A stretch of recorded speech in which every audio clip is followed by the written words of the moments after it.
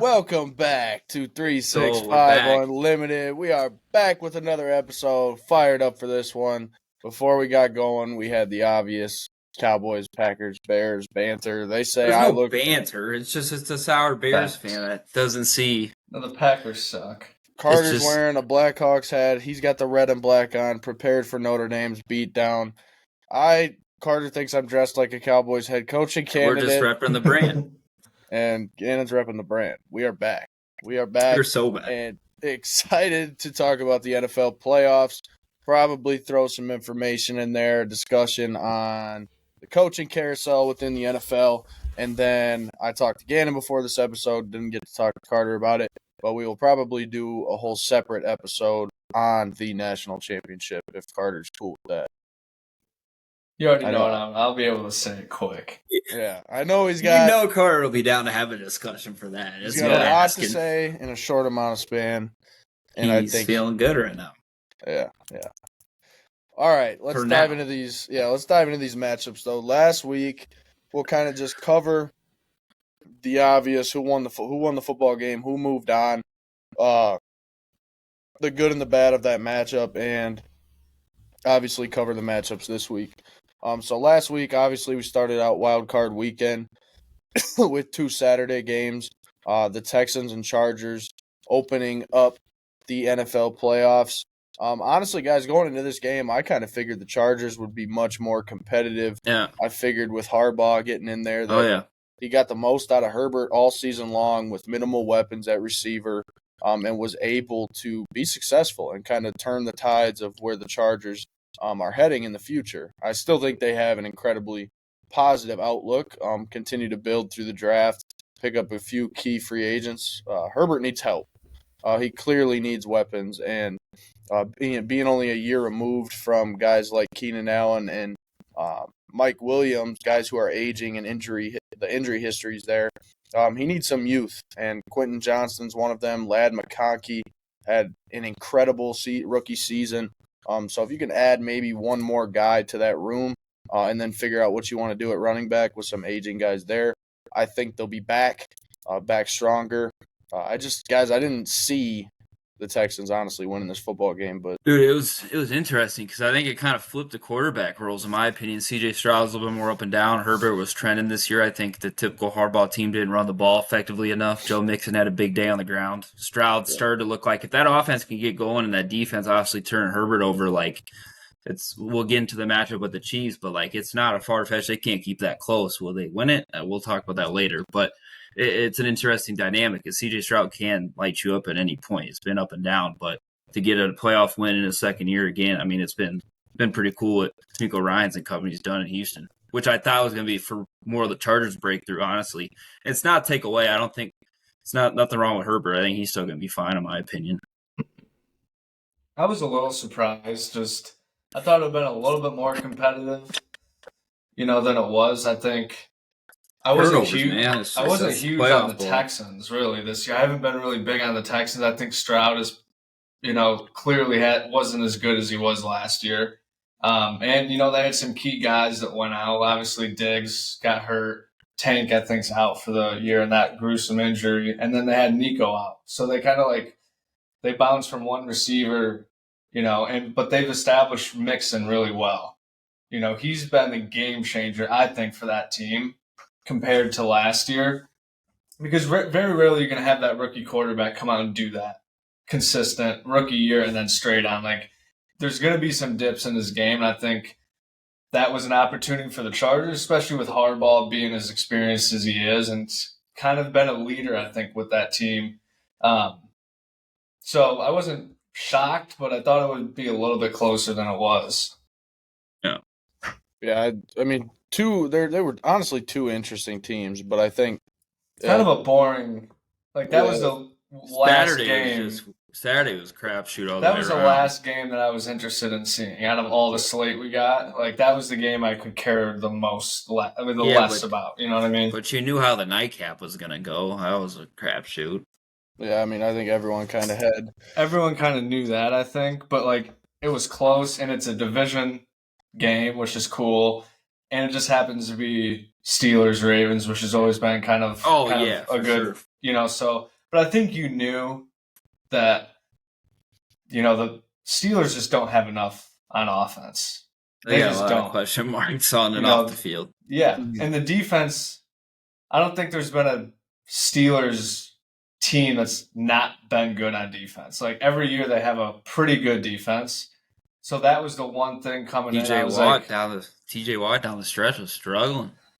Right. So I just thought that would be a slip up for the Ravens potentially, just that competitive division game with Pittsburgh. But I mean, they handled it. You look at the score and it was sort of close, but if you watched it, it wasn't. It was 3 scores really for that second half. Yeah. I mean, they only lost by 2 touchdowns, and they had it close.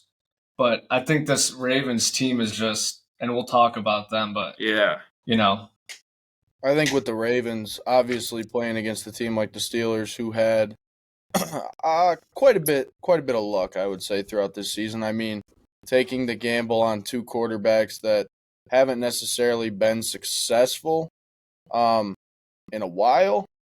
It's that roller coaster, man. Russell Wilson was balling for like a month stretch. Yes, 100%. It's wild. This is the NFL season. And that's what I kind of mean. Season, yeah.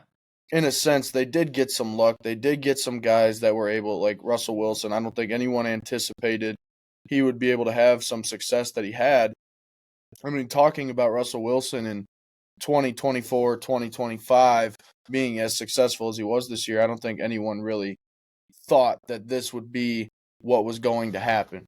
But when you get to the playoffs, it's a different beast when you have a guy like Derrick Henry, when you have a guy like Lamar Jackson, and obviously guys on the Ravens offense like Rashad Bateman has stepped up big time. He's gotten into the end zone. Isaiah Likely's a key number 2 tight end. They're 2 tight ends that are wild. And Andrew started off the season slow. He always finds a way to get going, even though with his age and battling injuries, he's always been a top target for Lamar Jackson. But I think it just comes down to the Ravens being that much better in the sense that they have Lamar Jackson, Derrick Henry in the backfield, and it's almost impossible to stop when you're a mediocre team to just above mediocre. And I think that's what Pittsburgh was, is they rode a high throughout the season, and finally they came into a divisional opponent in the playoffs. Lamar's not losing that game. There's just no way Lamar's taking that L in round 1. But then we move into Sunday, and honestly, the first 2 games, I mean, I would say pretty rough to bad football from the teams that took the loss, obviously, with the Bills. The first 10 minutes of the Buffalo. Dude, I thought we were going to be in for a classic right away. Then the fake punt didn't do anything after. That ended kind of quick. Bills picked up their pace. It's just, it's going to be interesting because I don't know how much Josh Allen, he's got a lot around him. He's made good do with what he's had, but compared to Lamar, we'll get into that matchup later. I don't think he has, he doesn't have, the last couple of years, he's had way more weapons per se, which is kind of interesting. And he still gets the guys the ball, but there's no Derrick Henry. Which is kind of interesting, like how good Buffalo's looked versus the years prior. It's no taken away. Guys. I just mean more in comparison to the Ravens now. Yeah, to the Ravens. But when you look at the Bills, it's crazy what they've done, and they got this momentum going. So it's like Josh Allen's a playmaker. When he has to do it on 3rd down in that game, he put the ball in his hands and just went to work. And James Cook has been huge massive, for them. Yeah. So they got a lot of guys stepped up. But yeah, that Denver game at first, I was like, oh man, this is going to be good. But it kind of got out of hand pretty quick. Yeah, Bo Nix was in over his head, and then I guess he had the back stuff. He had a couple of cracked bones in his back or something he was playing with the whole last half of the season or whatever. That was wild to read. I want to look at this quick. I want to give credit to, obviously, Denver coach Sean Payton and what they were able to do this season with the amount of dead money that they had. Obviously, still money tied to Russell Wilson. I want to see what the exact number of that was, if I can figure it out. No, their roster with what he did and the talent on there was wild. 100%. And that team, it's another team. The problem with that team is I think you figured out what you kind of have in Bo Nix, and I think you can build around him. And I think him and Sean Payton work together well. Now it's just a matter of all right. We got a couple pieces that are a little older up there in age. Like Cortland Sutton obviously had a pretty solid season, but is he going to be a guy that you can rely on for the next 3, 4, 5 seasons? You're going to have to start to look at other guys. And they drafted Troy Franklin, who was Bo Nix's dude in Oregon. Didn't really ever come to fruition this season, which I don't think people anticipated it to right away. But I do think that's a guy that can hopefully grow. Nice. Yeah. Where's it at? Can we get to the game that was the worst game this whole Carter, you started off. Yeah, even though it was like a one-score game the whole time. I mean, it was looking like I was watching paint dry. I mean, it was interesting. That was probably the most boring game. It was just frustrating because if we do a few different things with the offensive side of the ball, there's a chance to win the game because Philly's good. Their whole roster is so good. It's just their quarterback's one of the worst guys on there. I mean, AJ Brown gets the ball one time. Yes, Saquon. If they didn't have Saquon, if they had a mediocre run game, even with that great line, it's a different story with that team. Like, but defense is really good. Devontae's been stepping up, and they play well. But like some of the throws, watching Jalen Hurts, I know he came off of not playing for multiple weeks, and that was a little bit of a warm up. But like a guy that's not that old physically and all that, is just not that solid of a football player, in my opinion. That just tells you how good Philly is. Because it is. Like, their roster from top to bottom is unreal. I mean, defense is... game, you guys know I hate the Packers, so I'm a little biased, but I didn't think there was a snowball's chance in hell that they were going to beat Philadelphia. Especially the defense. Philadelphia. And especially the way you guys lost against us. Like, now we had half of our team. Yeah, we didn't have everybody on the field. Yeah. I don't know. Our backup quarterback against the Bears. Like, what? Yeah, but Jordan B team. You guys all played though. Jordan Love was hurt. He got out in the second quarter. Right. But that's what I'm saying. It's a B team. It's never where you just decide, we're gonna conserve our guys like that. You don't. We only did that with Josh Jacobs after half of our offense got hurt. You're gonna for sure do that. Like what? You guys should have been 0-6 in the division. Sure. If you want to use that out. Like, this is a Bears fan talking being Bears fans. This is the witness of it. We're talking about playoff matchups. But Carlson, 0-6, come on. I'm attesting to why I did not think they were close games. They were all single digits. The margin of line in the NFL is a lot when you don't do the small things small. That first Vikings game, you don't take into consideration what the final score was. They were down 28-0. It's an NFL football game. What do you mean? They were down 28-0, and they had I'm going to take into account of all that. Their love got to get better. The only reason I brought that up was because I was saying that I didn't think that they had a chance against Philly. I just did not think because But realistically, thinking about this though, I don't think any team, period, really had a chance against Philadelphia in round one. And if we don't turn the ball over 3 times, the offense doesn't score. I mean, we gave them a touchdown early on. They're not. The Bucs would have beat Philly. Yeah, they're beatable. I just saw that firsthand. The Bucs, Jalen Hurts is like 1-5 or 1-6 against Tampa Bay, and Tampa Bay, their offense is the Rams gonna be. And they don't have Chris Godwin. Rams Eagles is gonna be interesting. The Rams have a hell of a chance to win that football game. That was surprising. That was honestly very surprising for me because I had the Vikings. That game was not surprising at all to me. It wasn't. To me, Sam Darnold, dude. Sam Darnold's going to plateau at a certain point. It wasn't his fault, but only. He got sacked 100 times. Yeah. But I just thought that game, the way the Vikings have been playing, that it would have been a lot closer than that. I mean, they look terrible. I mean, absolutely terrible. Their defense, granted, their defense was out there for most of the game. Sam Darnold held on to the football. It's too many sacks. Too many 10 which was yard kind of sacks. Some of O'Connell's play calling was interesting too at certain points of that game. And I was disappointed with Rams. Like, I wanted Minnesota to go far because I thought it would. I liked the team. I liked Darnold getting in there. I would have liked for them to go farther, but the Rams look tough. All right, well, we talked about Rams, Vikings. We pretty much wrapped up wild card week. Commanders, Bucks. Yeah, the Commanders. Jay Daniels, the rookie quarterback shining bright. That was a fun game. That's unreal what he's done. I was kind of upset that was the Sunday night game that we got, but it might have been the best game of Wild Card Weekend. Yeah. I mean, finishing by with a 3-point margin, a game-winning field goal. Oh yeah, doink off the upright to go in, and the Commanders get their first playoff win in a long, long time. I mean, how you gotta be feeling if you're Dan Snart? Just so you guys know, the Bears would have missed that field goal. Oh, they would have. They would have. 100%. As being Dan Snyder, sell your team, new coaching staff, new quarterback, new front office, next year playoff win right away. Kind of shows serves you them right.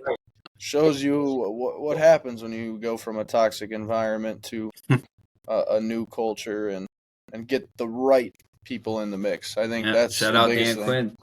Could have had Cowboys Adam land. Peters. Just top to bottom there, getting Magic Johnson involved, Adam Peters. They got the right people in the mix now, and they landed the quarterback they wanted, and it turns out EQ too. Old Cowboys guy. Did you guys see what Ben Johnson, or what the rumor is about Ben Johnson last year before the interview with Washington? They turned the plane around, blah blah blah, because he wanted who's the quarterback? Is it Sam Howell? Yeah. He wanted Sam Howell to be the starter in Washington. Not draft a guy. And Adam Peters told him, no, we're drafting a quarterback. Ben Johnson said, forget it, I'm not going to Washington. So he wanted Howell. That's interesting. I'm not 100% on Howell's a dog, though. Yeah, I mean, he is like a Coles version of Baker Mayfield, in my opinion. He's going to sling the football. He's got a cannon of an arm, but he's going to throw interceptions left and right. Feels like we're talking to Mike McCarthy right now. I know. I wanted to dress like the future Chicago Bears head coach, and Mike McCarthy. That's just there we go. How about them Bears? All right, let's dive into these 4 matchups of the divisional round. We'll start it off with the 2 Saturday games. The Texans, being the number 4 seed, are traveling to Chiefs Kingdom, taking on the Kansas City Chiefs, obviously the 1 seed, having a bye week going into the playoffs, kind of looked dominant all regular season compared to last regular season when we had the conversation. Are the Chiefs going to perform in the playoffs? Are they going to make the playoffs? They look rough. They don't have enough weapons. Obviously, they drafted Xavier Worthy. The running back situation, Pacheco goes down in the regular season this year, signed Kareem Hunt. It works. Everything seems to be clicking with the Kansas City Chiefs, and the luck has been on their side throughout the whole year, from field goals, game-winning field goals to game-winning drives. I mean, that Carolina Panthers game where they almost choked, came back, they win the game. And I mentioned earlier in a podcast we did this season that when luck is on your side, like it has been for the Kansas City Chiefs, typically it means good things. But we will see. There could be the potential the luck starts to run out down the stretch when they face one of these tougher opponents.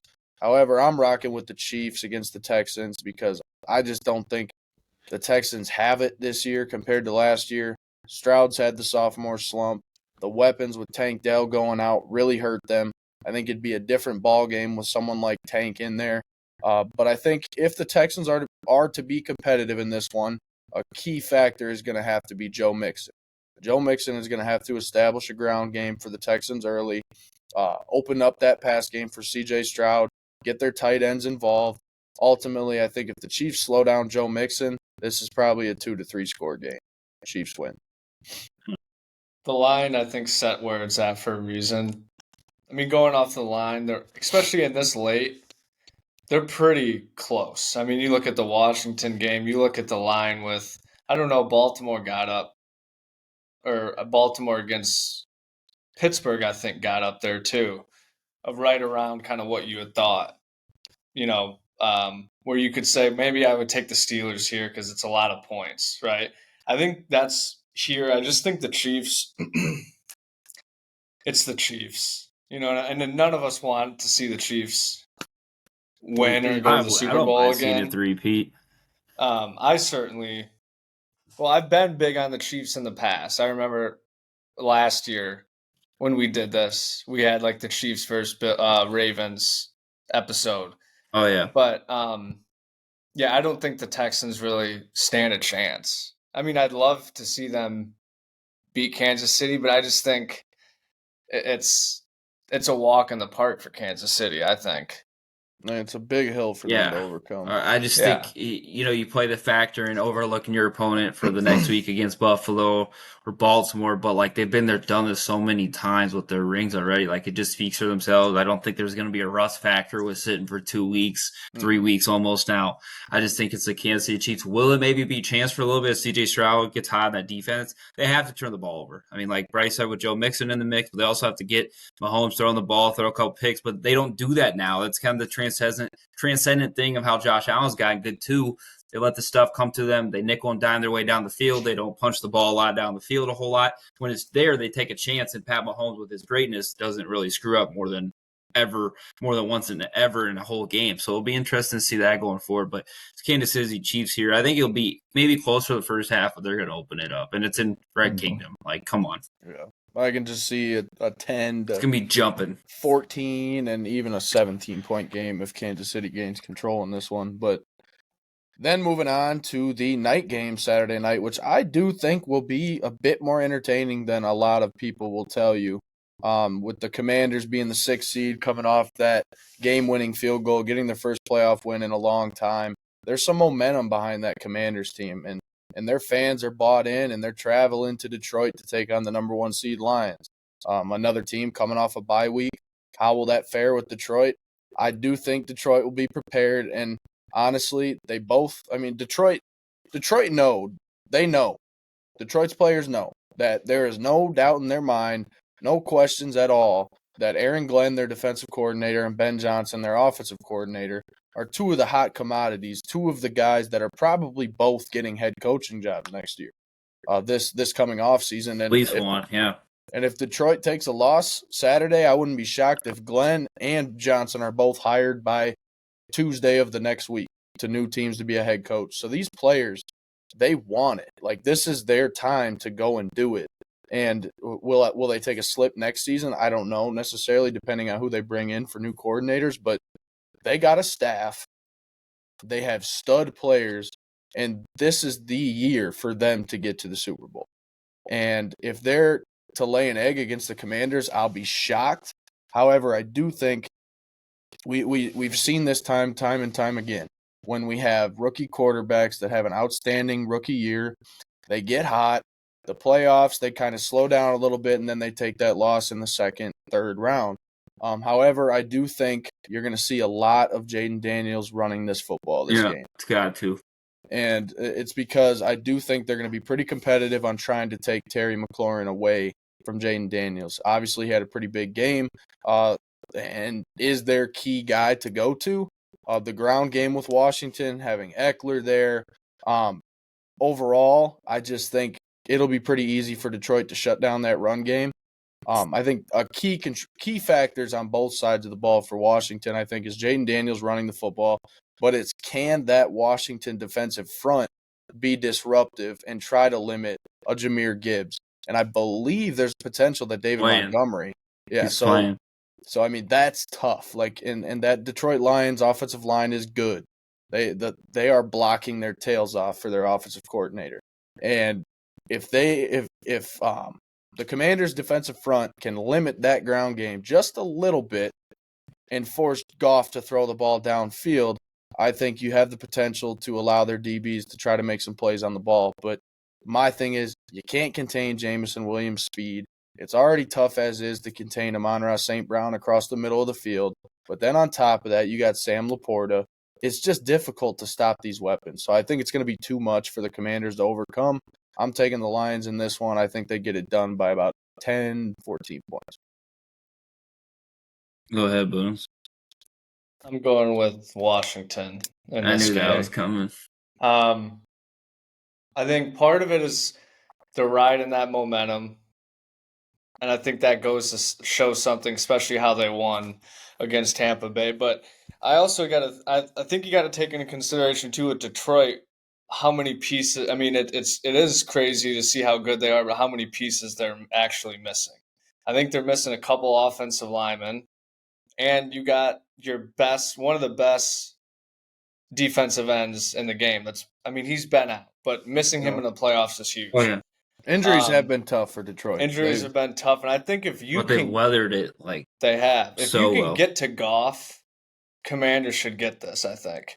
If you can and stopping the run, obviously, will be big, but it's just something with this Commanders team, and it's tough to have the rookie quarterback, but Jane Daniels he's been playing good, especially down these last couple of games, and the way he played against Tampa Bay, and then obviously that crazy game against Philly. Granted, Hurts went out, but what's his face from Pittsburgh played really well, I think. Who's the quarterback for Pittsburgh that's Russell there now? Wilson? Russell That's at Philly. Oh, Kenny Pickett. Kenny Pickett. Yeah. So they and that's a tough defense too. And if Jaden Daniels can get out there and run and make those throws, you got to. I think Commanders have a shot. I'm going to take the Commanders. I would definitely take them with the points, but I'm going to go out on a limb and say Commanders can get it done. Yeah, I think it's just going to come down to, like both you guys said, the offensive line for Detroit. Can they run the ball? If they can with Jahmyr Gibbs and David Montgomery coming back, it's a blessing to have David Montgomery in there, but not having to run him like a workhorse. You can have Jahmyr Gibbs kind of simulate off of him a little bit. Their offense is just a different story. But like if Jared Goff's under pressure, it's a different guy who could turn the ball over multiple times in a game. That is a big time factor for him. I just think the wave of Detroit, their momentum the whole year, playing a home game, their fans. I think they went in and barely beat the Bucs. Baker Mayfield had a hell of a year again. But like it's still not going into Detroit and beating the Lions when push comes to shove. And I don't see the Lions scoring 20 points in a football game anytime soon, regardless, even if they have a half off or take a quarter off. At the end of the day, they're too tough. They're too powerful as a whole team unit and kind of the buy-in. Well, will some of the recklessness with Dan Campbell and some of the decisions cost him towards the end when there's a Super Bowl maybe on the line and some farther stuff? I think that's a discussion for another episode. But yeah, I'm going to go with Detroit in this. Yeah, I just think the ground game is going to be too much. And Jane Daniels, hell of a year. It's just I think the sales are the wins finally out of the sales. But like a division round for his rookie year with the Commanders, like it's unreal. Yeah, future's bright in Washington for sure. All right, so we moved to Sunday where we got another two matchups. The 4 seed Rams take on the number 2 seed Philadelphia Eagles. That is the 2 p.m. game. Like Carter mentioned, there is a ton of intrigue in this football game because as we saw last week with the Eagles offense only being able to put up 22 points, even though they seemingly handled the Packers throughout that game, they still only put up 22 points. And yes, you look at the other teams that won the games across the league where the Rams put up 27, Ravens 28, and then obviously Commanders 23. So throughout the wild card weekend, I do think there was some lower scoring. Obviously, besides your Texans putting up 32 points and Bills putting up 31. But however, this is where the Rams thrive. The regular season, it seems like every year they start off 1-4, they lose 2 straight, or they start off 2-4, 3-5, and then you're like, all right, this Rams team. Like I'm ready to play this team. They're not that good. And then all of a sudden they turn into a team where you're like, I do not want to play that team. And that typically happens. I feel like year in and year out in the playoffs, they become the team that nobody wants to see. Now, this could easily be a game where the Rams go in and beat Philadelphia in Philadelphia. And then you're looking at an NFC championship of the Lions and Rams, where the Rams probably don't win that game. So I would say that after coming off an Eagles win. But yes, when we talk about the inconsistencies, I think the Eagles have a little bit more inconsistency, especially on the offensive side of the ball, compared to Detroit.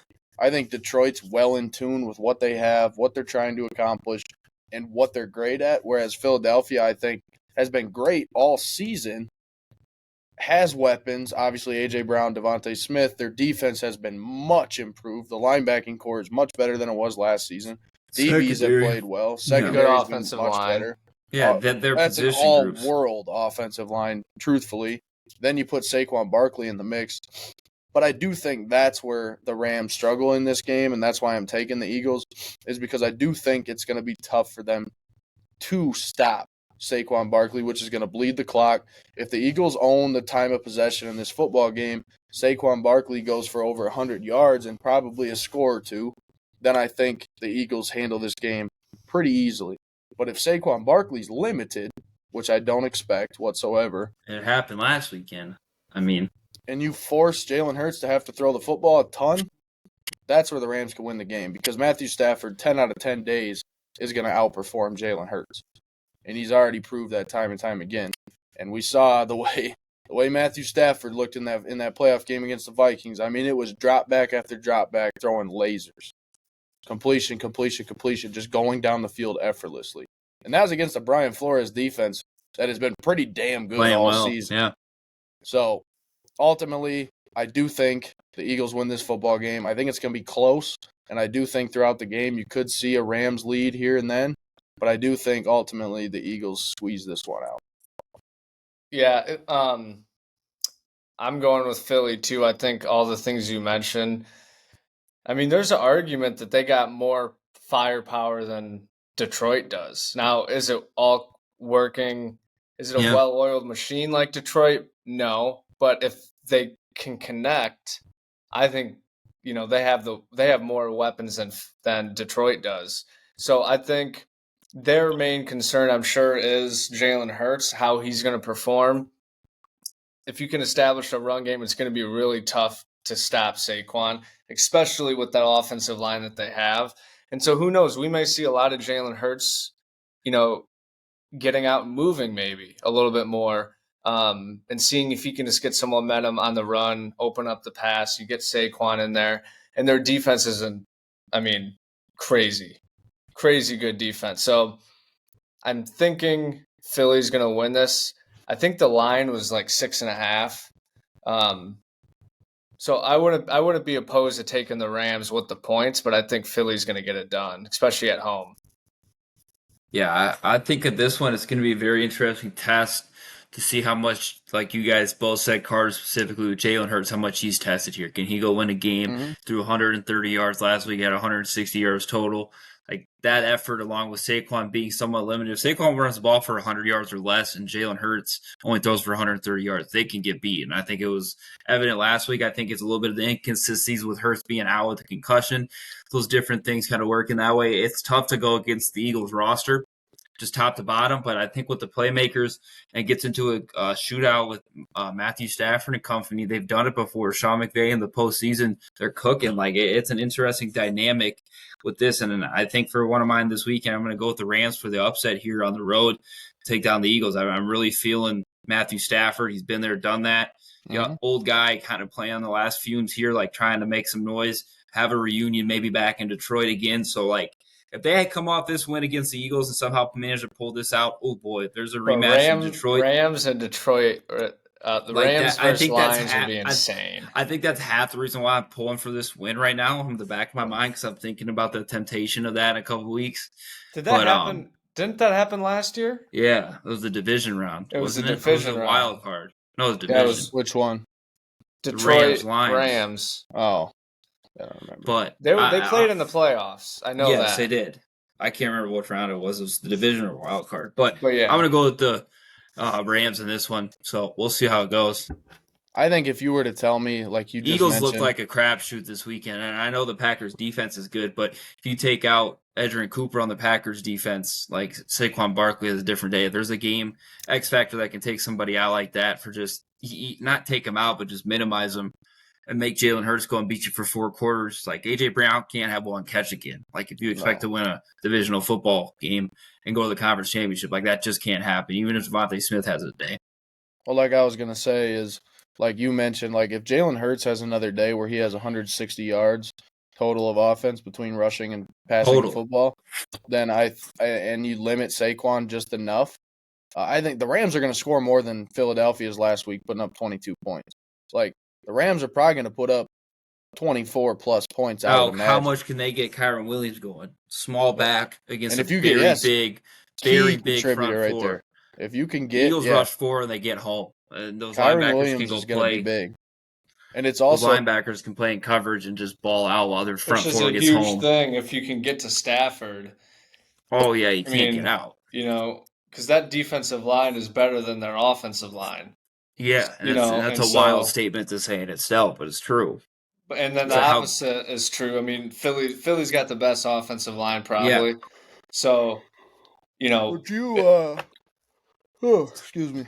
Would you take now just the two receivers? Would you take Puka Nacua and Cooper Kupp, or would you take AJ Brown and Devontae Smith? Oof. I'd take Devontae and AJ Brown. I think Hurts has just been struggling. I don't think he's struggling. I think that's just who he is. No.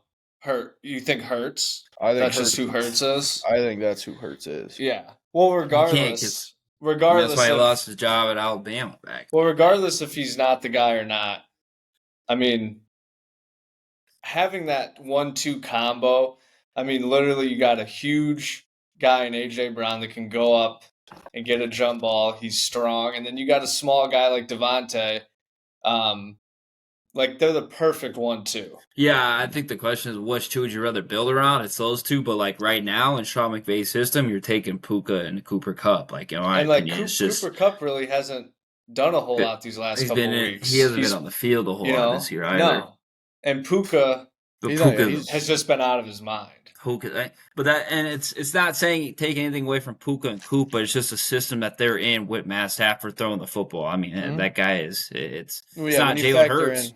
When you factor in the quarterback position, you're probably taking Kupp. With McVay and his system and play calling and been there and done that in the big games. Mm-hmm. It's going to be a big test for, like we mentioned, we talked about the linebacking core being better for Philadelphia. Yeah. It's going to be a big test for that secondary. Can Quinyon Mitchell, can Cooper DeJean, like those the new guys, the freshmen, can they step up and be prepared for a tough test? Let's get to this next game. I'm pumped.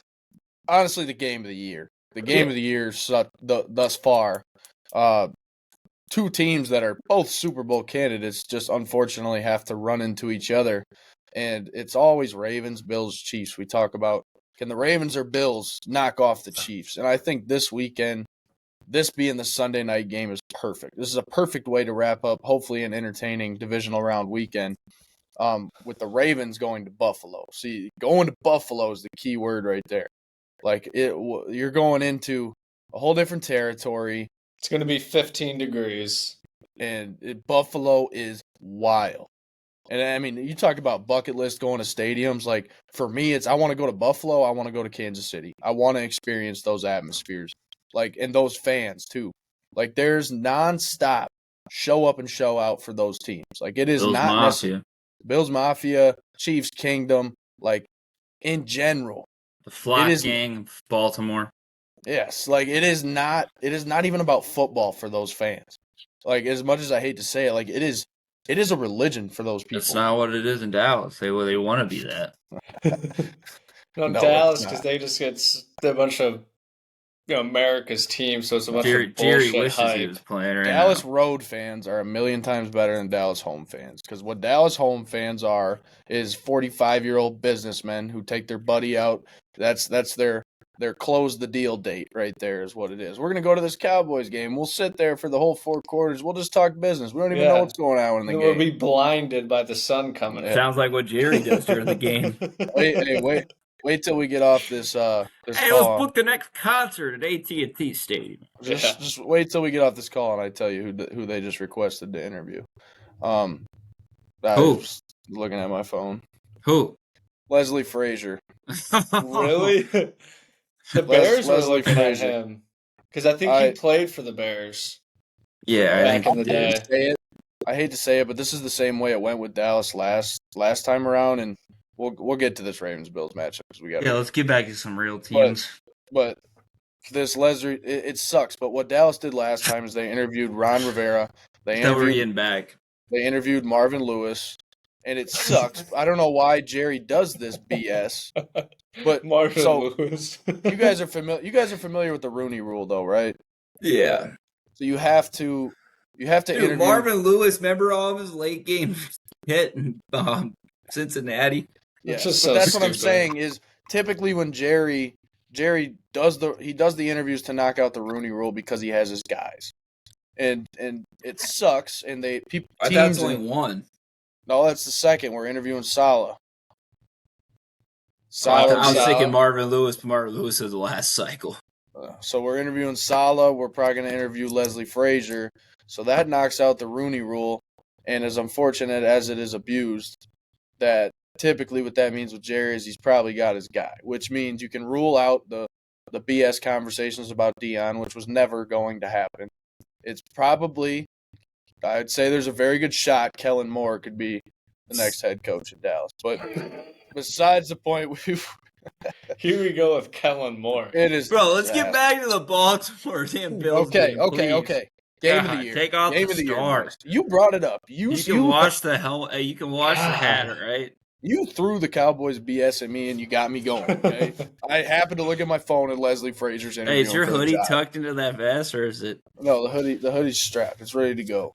The hoodie's all good. It ain't tucked into the vest. Leave me alone. All right. Game of the year, Ravens, Bills. I think the Ravens win this game. And I do also think this is the year the Ravens knock off the Chiefs. I think the Ravens are headed to the Super Bowl. I think the Detroit Lions are headed to the Super Bowl. That's my Super Bowl prediction. However, if we want to talk about this individual game, I think what it comes down to is the difference maker in this football game is a name that you both can read off the top of my mind, Derrick Henry. Compared to last season, compared to the season before, when the Ravens continually lose these big games against the Bills or the Chiefs.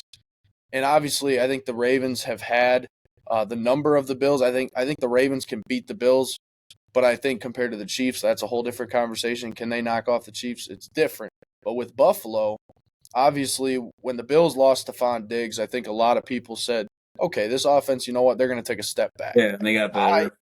I feel the complete opposite. And I think it showed this season that when you have a key number one guy like Stephon Diggs was, and all of a sudden he's not in the mix anymore, one, you're Josh Allen. You're not forcing the football to that number one receiver anymore. Even if he's open, if he's not open, he demanded targets. Stephon Diggs, you have to get the ball in his hands. When he was with Buffalo for however many years, you had to throw him the ball. However, now, guys who have stepped up in Buffalo, Shakir has been a massive weapon for Josh Allen this season. And his young guy continues to improve.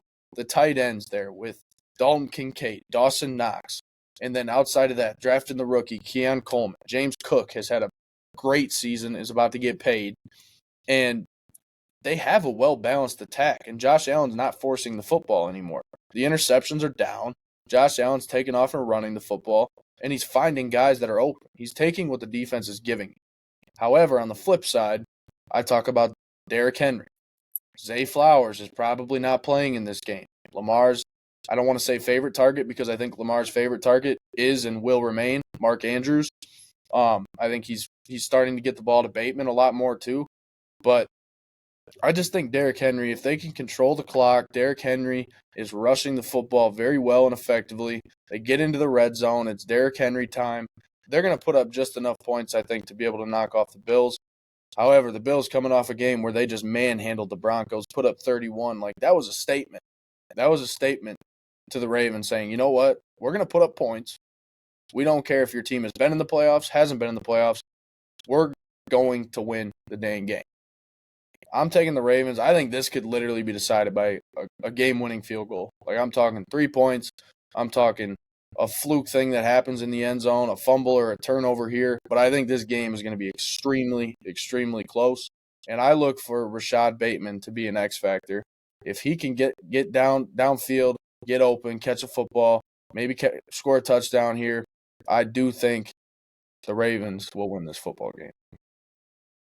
Yeah, I think this is the year the Ravens have probably, one of the best shots they have at winning the Super Bowl and getting past Kansas City, if that is how the matchup goes.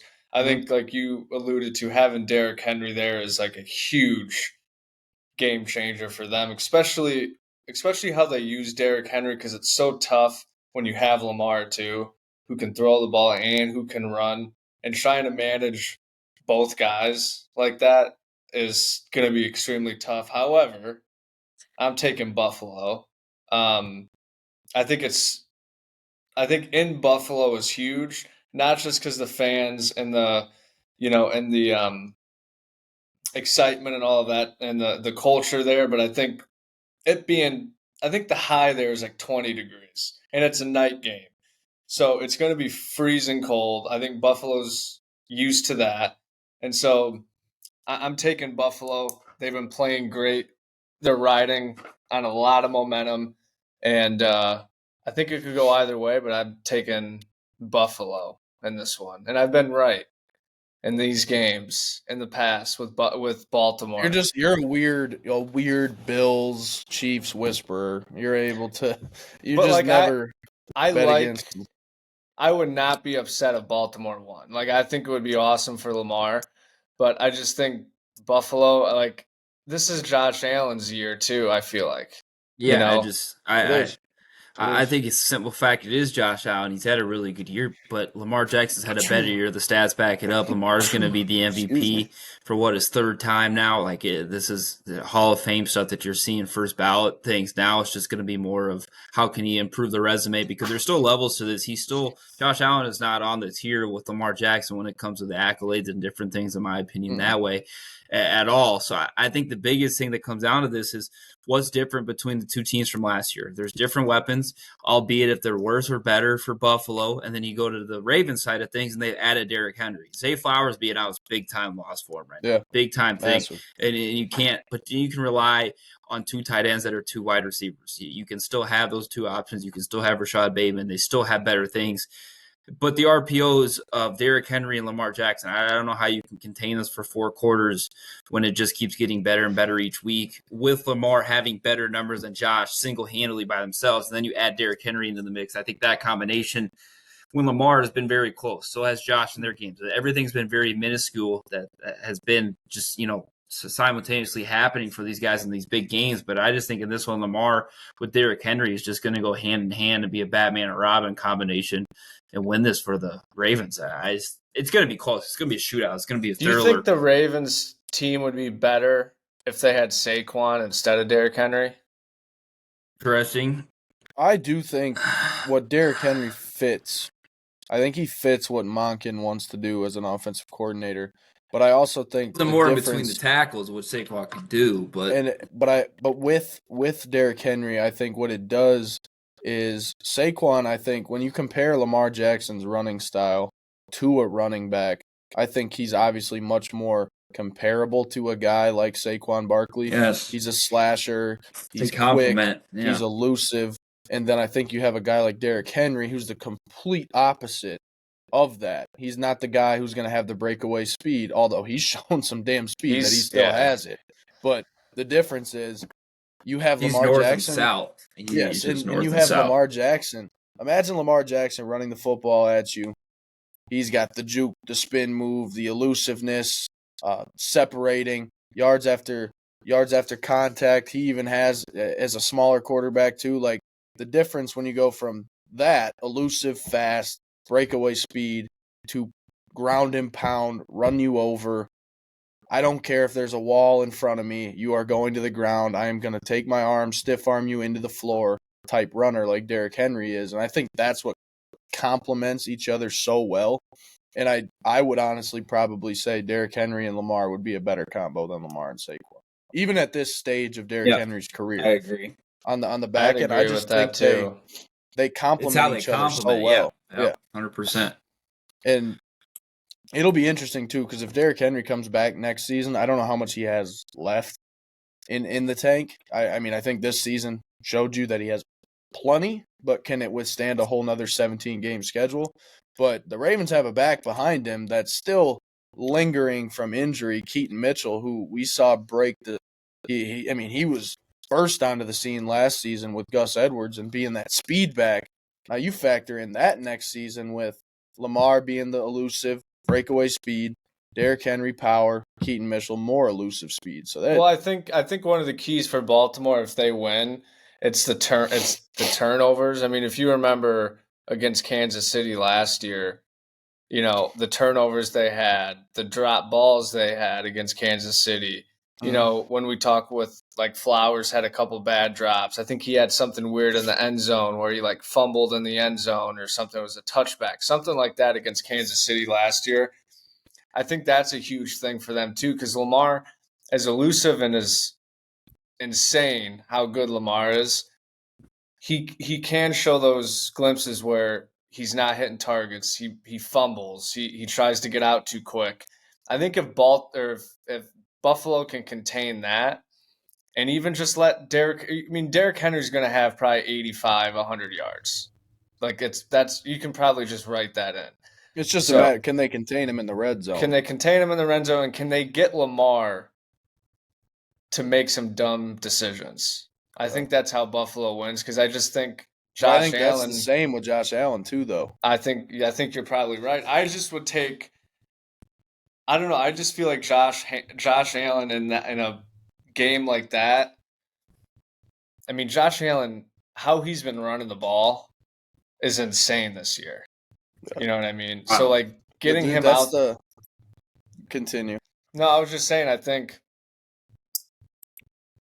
they're very similar in a way, as weird as it sounds. Like they're just dogs. Like they both have this. They both do the same stuff, just differently. Like they both can launch the ball. They both can get out and run. It's just Josh Allen's fast. Josh Allen's fast, but he's big and he'll run you over. Lamar is just so quick you can't even stop. So they're the same guy in a way. Just they do it differently. So I think regardless of who wins, I hope it's a super competitive game, as I think we all think it probably will be. Well, and as much as we touched on the Derrick Henry and Lamar Jackson, let's not also forget about the fact that Josh Allen and James Cook is one hell of a duo as well. I mean, those two guys, James Cook is more of a slasher, still between the tackles type guy, probably more similar. He's a smaller back, more similar to a Derrick Henry than probably a Saquon. I don't think he has the shiftiness and the elusiveness that a guy like Saquon has, but he's obviously not overbearing and powerful like a guy like Derrick Henry.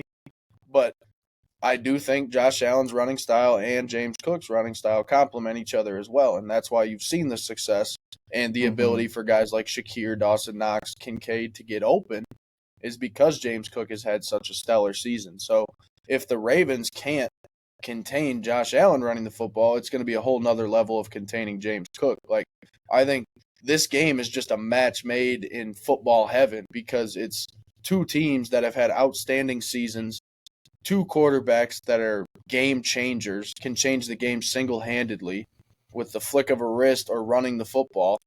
And McDermott's a heck of a coach. Harbaugh's a heck of a coach. They're ready to go in and scheme this game out. And I think the difference in this game has to come down to turnovers. Who's going to take care of the ball? And if you take care of the ball better than the other team, I think you're probably going to come away with a win in this one. Both of these quarterbacks are hungry to get a Super Bowl. Both of these quarterbacks are hungry to get to that game against Kansas City because they want it. Like, Lamar is pissed, dude. Lamar has had this in the grasp of his hands for years. So is Josh Allen. Josh Allen has too, 100%. But when you're Lamar Jackson, you win the MVP last season and then come in this whole entire season and shatter any numbers that you even put up last year, which he probably shouldn't have won it last year. Based on the numbers that he put up, there were guys, I think, that had a better season. Allen probably had a better season than him last year. But his numbers are staggering this season. Lamar's throwing the football at an all-time high. Oh, unreal. Better numbers than Josh Allen. Passing touchdowns, outrageous. His efficiency in the pocket has improved immensely. I think Josh Allen has more rushing touchdowns. Rushing touchdowns and wins. That were the only two things in the regular season. And that's what Derrick Henry's taking him away. Right. Yeah, sure. James Cook though too. James Cook. Oh yeah. Yeah, but if you're at the 4 or 5 yard line, you ain't running with Lamar. It's give the ball to Derrick Henry. Yeah. At least if you're at the 4 to 5 yard line Allen's with the Bills, bigger than James Cook. Yeah. Is a unit. But ultimately, yeah, I think this weekend's games are going to be fun. But I do think when we get to Sunday night and we watch that Bills-Ravens game, I believe it's a teaser, and then we get into 6. It's 5:30 your time. 5:30. That's sick. I'm glad it's not a It's not a 7 p.m. game or an 8 p.m. Eastern game. Like, this is a game where everyone is going to be glued to the TV. Well, it's just a teaser, warm up for the championship round. The championship's going to be unreal football. I mean, you talking about Monday night? There isn't one. No. The next weekend, the conference championship. No, games. Monday night. What are you talking about? Oh, yeah. The national chip? The real championship. I told you, we're doing a whole nother episode on that. Okay. We're covering that game by itself. The college football playoffs have been very... Yeah, we got to give a rundown on the CFP. Yeah. All right, we hope that's all I got. Tapped into this one. Enjoy the NFL playoffs, all they have to offer. Enjoy the college football national championship, although we'll do an episode on that one for Carter. It's been a long time. Notre Dame has been in this position. We got a big one. We appreciate you guys, and we will see you next time.